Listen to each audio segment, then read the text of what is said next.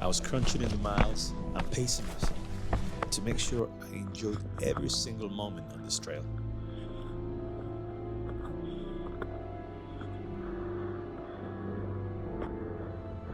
And I was blessed enough to have all the clouds break before me and get some much needed sunshine.